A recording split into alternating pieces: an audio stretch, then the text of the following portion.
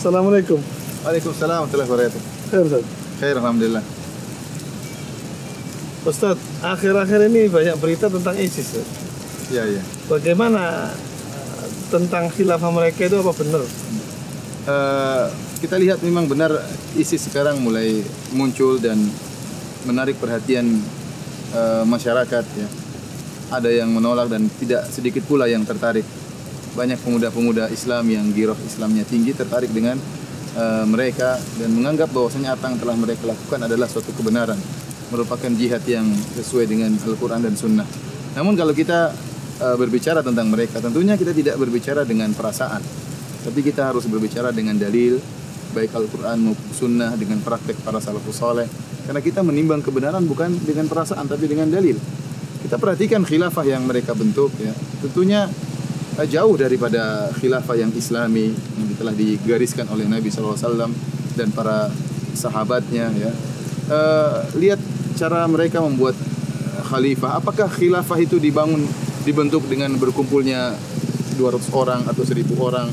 Kemudian misalnya kita 1000 pemuda, kemudian saya bilang kamu jadi khalifah ya, saya baiat. Apakah caranya seperti itu?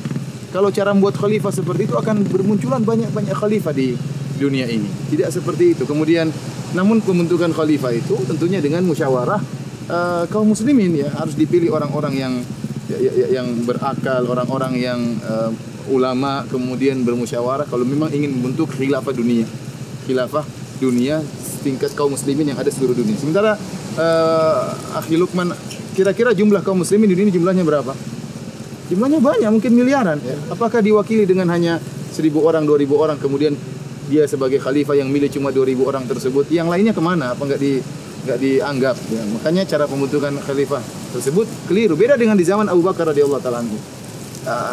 Pemimpin ISIS tatkala dia berkhutbah, dia pernah mengatakan Oqatwulitu walastu bi khairikum. Aku telah diangkat dan aku bukan yang terbaik di antara kalian. Ini perkataan yang diucapkan oleh Abu Bakar radhiyallahu taala anhu tatkala diangkat sebagai khalifah. Lihat Abu Bakar tatkala diangkat sebagai khalifah, disepakati dipilih oleh banyak sahabat yang mewakili Islam tatkala itu. Adapun ISIS yang cuma 1000 orang atau taruhlah 2000 orang, cuma berapa ribu orang, apakah mewakili seluruh kaum muslimin yang ada di alam semesta ini? Tentunya tidak mewakili. Itu yang saya lihat tentang masalah kekhilafan mereka. Kemudian juga namanya khilafah ya, kita lihat dari sisi wilayah. Wilayah apa yang mereka miliki? Ya, mereka tidak memiliki wilayah. Nabi SAW tatkala masih di Mekah tidak membangun negara Islam. Kapan Nabi membangun negara Islam? Tatkala beliau sudah di Madinah, baru kemudian memiliki wilayah, baru kemudian beliau diangkatlah sebagai pemimpin kaum muslimin, khalifah kaum muslimin, karena sudah ada wilayah. Sementara ISIS apa wilayahnya? Tidak ada. Sementara dia menamakan negaranya dengan negara Islam dan negara Islam di Irak dan negeri Syam. Sementara di Irak mungkin waktu itu cuma berapa ratus orang, di Syam berapa ratus orang atau berapa ribu orang. Apakah sudah dikatakan sebagai negara? Ya ini tentu tidak benar seperti ini. Kalau dia sudah memiliki kekuasaan, baru bolehlah dia angkat dirinya sebagai pemimpin negara tersebut. Ini negaranya belum ada, sudah dianggap sebagai pemimpin negara Irak dan Syam. Ini ya tentunya tidak benar. Terus bagaimana dengan khalifah-khalifah yang sebelumnya pernah ada? Iya benar, memang masalah ISIS memang bukan fenomena yang baru, akhi. Yang mengaku sebagai khalifah sudah banyak sebelum ISIS dan akan datang setelah ISIS pembentukan khalifah. Contohnya di tanah air kita sudah ada beberapa khalifah. Di tanah air kita ini jangankan ISIS, sudah ada khalifah sebelumnya.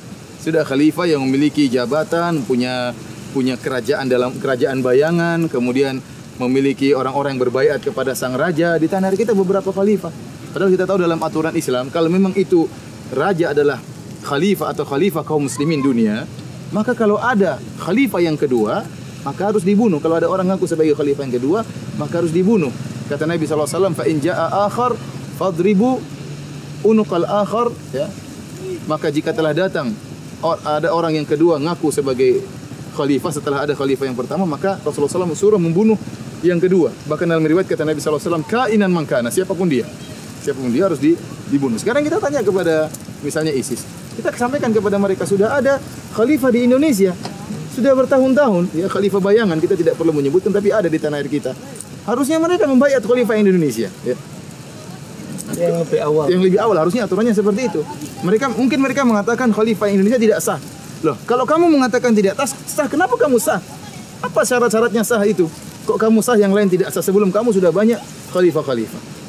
Sementara masih ada juga kelompok yang mencari khalifah. Dia tidak mau bayat. Kenapa tidak? Karena menganggap engkau tidak sah. Kemudian kalau kita bicara tentang perjuangan, yang berhak untuk membentuk khalifah bukan ISIS. Lihat saudara-saudara kita yang berjuang di Suriah bertahun-tahun lamanya. ISIS baru muncul berapa lama? Baru sebulan mungkin, atau berapa waktu yang singkat. Sementara mereka-mereka yang sebelumnya ada yang sudah berjuang, jumlahnya lebih banyak, lebih berjuang lebih dulu, lebih dipercaya oleh masyarakat dunia. Mereka tidak membentuk khalifah. Kalau mau bentukan khalifah, maka mereka lebih dahulu lebih utama daripada ISIS. Seperti itu. Terus ada ucapan bahwa mereka ini, ciri-ciri mereka ini mirip sekali dengan ciri-ciri Khawarij. Apa betul itu? Kenyataan yang ada dari uploadan yang ada di internet, bagaimana mereka membunuh kaum muslimin, menyembelih kaum muslimin, pemandangan yang sangat sadis ya, sangat mengerikan. Yang membunuh misalnya ISIS, orangnya berjenggot, yang dibunuh juga berjenggot. Yang membunuh bertakbir Allahu Akbar, yang terbunuh juga bertakbir Allahu Akbar. Yang membunuh mengucapkan la ilaha illallah, yang terbunuh juga mengucapkan apa? La ilaha illallah. Pembunuhan dengan sadis. Ini ciri-ciri orang-orang Khawarij. Sikap ISIS seperti itu dibangun di atas pemikiran takfiri, mudah mengkafirkan orang di luar mereka, mudah dikafirkan. Orang-orang yang tidak setuju dengan mereka dikafirkan, orang-orang yang tidak berbaiat kepada mereka dikafirkan. Padahal dalam aturannya, taruhlah kita bilang, taruhlah ISIS itu adalah kelompok yang sah, khalifah yang sah. Maka tidak mesti kalau ada orang menolak baiat lantas menjadi kafir, tidak ada dalilnya. Rasulullah SAW memang benar dalam hadisnya menyatakan, man mata wa laisa ala unuqihi bai'ah famata famitatan jahiliyah. Barang siapa yang meninggal sementara tidak ada di pundaknya baiat, maka dia mati dalam kondisi mati jahiliyah. Para ulama telah menjelaskan, Ibnu Hajar, kemudian An-Nawawi, As-Suyuti, dan ulama-ulama Islam telah menjelaskan maksudnya orang yang tidak berbaiat atau keluar dari baiat seorang khalifah kemudian meninggalnya mati jahiliyah, bukan mati kafir, tetapi matinya seperti mati orang jahiliyah. Karena ini adalah bentuk tasbih, penyamaan. Karena mitatan itu masdar yang menunjukkan bentuk matinya seperti mati orang jahiliyah. Maksudnya orang-orang jahiliyah dahulu mereka meninggal dalam keadaan fawdha, dalam keadaan tanpa memiliki imam, ya amburadul, kehidupan mereka tidak terikat dengan keimamahan. Jadi bukan berarti orang yang meninggal dalam keadaan tidak baiat kemudian apa? Kafir. Sementara kita lihat ini dipraktikkan di tanah air kita. Ada kelompok yang memiliki imam, memiliki istilahnya raja bayangan. Kalau ada yang keluar dari kelompok mereka dikatakan kafir, dikatakan murtad. Kenapa? Meninggal atau tidak punya baiat, tidak punya imam, maka dikafirkan. Itulah sama sekarang diperhatikan oleh ISIS, sehingga mereka mudah mengkafirkan para mujahidin yang ada, yang orang-orang yang berjuang di negeri Syam, ya, karena tidak setuju dengan mereka, tidak membaiat imam mereka, maka kemudian dikafirkan dengan mudahnya, kemudian disembelih dengan mudahnya. Ya akhi, kalau yang disembelih misalnya pezina saja kita tidak terima. Orang zina ya, caranya bukan dengan disembelih. Apalagi yang disembelih adalah orang yang multazim, yang berjihad di jalan Allah Subhanahu wa taala, yang berjuang untuk membela agama Islam, kemudian disembelih dengan begitu mudahnya. Allah Subhanahu wa taala, Rasulullah sallallahu alaihi wasallam bersabda, la zawalu dunya ahwanu indallah min qatl rajul muslim. Hilangnya dunia ini dengan seisinya lebih ringan di sisi Allah Subhanahu wa taala daripada terbunuhnya seorang muslim. Bagaimana jika muslim tersebut adalah orang yang berjihad di jalan Allah Subhanahu wa taala? Bagaimana muslim tersebut adalah orang yang senantiasa berzikir kepada Allah Subhanahu wa taala, kemudian disembelih, kemudian dibanggakan, diupload di internet? Maka ini tidak dilakukan kecuali orang-orang yang memiliki pemahaman takfiri yang luar biasa, kebablasan. Sehingga kita dapati, ya akhi, sampai orang sebagian syekh-syekh yang selalu memiliki pemikiran takfir, ada sebagian syekh-syekh yang mudah mengkafirkan, seperti mengkafirkan pemerintah Saudi, mengkafirkan raja-raja Saudi, bahkan berani mengkafirkan para ulama Saudi. Syekh-syekh yang suka mengkafirkan ini saja tidak setuju dengan mereka. Kenapa? Karena mereka, cara pentakfiran mereka terlalu parah, kebablasan, berlebihan. Saya tidak pernah, selama saya berdakwah, tidak pernah menemukan model pengkafiran seperti dilakukan oleh ISIS. Luar biasa, mudah sekali mengkafirkan para pejuang. Misalnya orang-orang yang sedang berjuang di Palestina, Hamas, ya, dikafirkan. Kemudian yang berjuang di Suriah, kemudian apa? Dikafirkan. Sampai sebagian orang-orang yang memiliki pemikiran takfir pun dikafirkan oleh mereka. Ini saja sudah mengkafirkan, masih dikafirkan juga oleh mereka. Maka pemikiran takfiri mereka benar-benar berlebihan. Yang aneh, kalau mereka benar-benar adalah mujahidin yang sejati, hendaknya mereka berperang dengan orang-orang kafir yang sesungguhnya. Ya, silakan berperang misalnya melawan Bashar Assad di Suriah sampai di titik darah penghabisan, itulah jihad yang sejati. Atau mereka berperang melawan orang-orang Yahudi sampai titik darah penghabisan, itulah jihad yang sejati. Tetapi sebaliknya, sebagian dalam hadis disebutkan ciri-ciri Khawarij, yaqtuluna ahlal Islam wa yada'una ahlal awthan. Di antara ciri-ciri Khawarij, Rasulullah SAW sebutkan, mereka memerangi dan membunuh orang-orang Islam dan mereka membiarkan para penyembah berhala. Ini yang kita lihat, yang kita sedihkan. Mereka kemudian memerangi, membunuh kaum muslimin, ya. Mereka mengatakan orang-orang yang murtad yang lebih dahulu untuk dibunuh. Ini menunjukkan pengkafiran mereka yang luar biasa. Dianggap orang-orang di luar mereka murtad untuk berhak untuk apa? Dibunuh. Ya, sementara mereka meninggalkan orang-orang Yahudi tidak diperangi dan yang lainnya. Kemudian di antara yang disebutkan oleh sebagian para asatidzah yang mereka terjun langsung ke Suriah, ke Irak, dan mereka menyebutkan bahwasanya ISIS tatkala mengupload perbuatan mereka mengesankan bahwasanya mereka yang telah berjasa selama ini dalam peperangan, ya, sehingga terlalaikanlah jasa-jasa para pejuang sebelumnya. Sekarang kita katakan mereka datang muncul baru beberapa bulan, mungkin sebulan atau 2 bulan paling lama, sementara para pejuang yang ada di Suriah sudah bertahun-tahun lamanya, ya. Apakah mereka tidak dianggap? Demikian juga di Irak, para pejuang sudah banyak sebelumnya, jumlah ISIS cuma sedikit, namun seakan-akan yang tampil di publik seakan-akan mereka yang berjasa, seakan-akan mereka yang berjuang. Ini adalah pendustaan terhadap publik, pendustaan terhadap masyarakat. Apa sebab mereka ini begitu sadis tuh? Iya, memang sebenarnya kesadisan mereka itu dibangun di atas pemikiran. Pertama tadi telah kita jelaskan, karena pemikiran takfir mereka yang berlebih-lebihan. Yang saya katakan, saya tidak pernah melihat pentakfiran seperti model yang dilakukan oleh ISIS sekarang. Sudah ada model orang-orang yang suka mengkafirkan sebelumnya, namun tidak sesadis takfiri ISIS yang begitu mudah mengkafirkan, yang tidak setuju dikafirkan, yang tidak berbaiat dikafirkan, yang tidak berpendapat dengan mereka dikafirkan. Ini pengkafiran yang sangat mengerikan. Kemudian di antara syubhat atau kerancuan pemikiran yang ada di benak mereka, yaitu mereka menganggap bahwasanya kondisi kaum muslimin cuma satu, yaitu kondisi perang terus. Yang kedua, mereka menganggap bahwasanya orang kafir harus diperangi terus. Ini dua pemahaman yang keliru. Kondisi kaum muslimin tidak selalu dalam kondisi perang.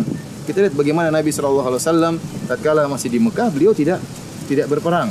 Tatkala Bilal disiksa, tatkala keluarga Ammar bin Yasir dibunuh, Nabi SAW bahkan tidak bisa membantu mereka. Bahkan Nabi hanya mengatakan, sabran ala Yasir, fa inna mau'idukumul jannah. Wahai sabarlah keluarga Yasir, sungguhnya Allah menjanjikan surga bagi kalian. Tatkala Nabi SAW sudah pergi ke Madinah, di awal juga tidak terjadi peperangan. Di awal perjanjian damai dengan orang-orang Yahudi, bahkan tinggal dalam satu negara, ada perjanjian yang mereka lakukan. Demikian juga Nabi SAW tatkala pernah melakukan perjanjian damai, perjanjian Hudaybiyah dengan orang musyrikin. Ya, oleh karenanya harus melihat situasi dan kondisi. Tidak selalu kondisi harus perang terus, ya. Lihat kondisi kaum muslimin dan lihat kondisi bagaimana kekuatan kaum muslimin. Oleh karenanya menganggap kondisi harus selalu perang terus, ini adalah pemahaman yang keliru. Demikian juga memahami bahwasanya orang kafir semuanya harus dibunuh. Ini juga di antara kerancuan pemikiran yang dialami oleh mereka. Para ulama telah menjelaskan bahwasanya orang kafir ada beberapa macam. Di antaranya kafir muahad. Kafir muahad ini adalah orang kafir yang berperang dengan kita, ya.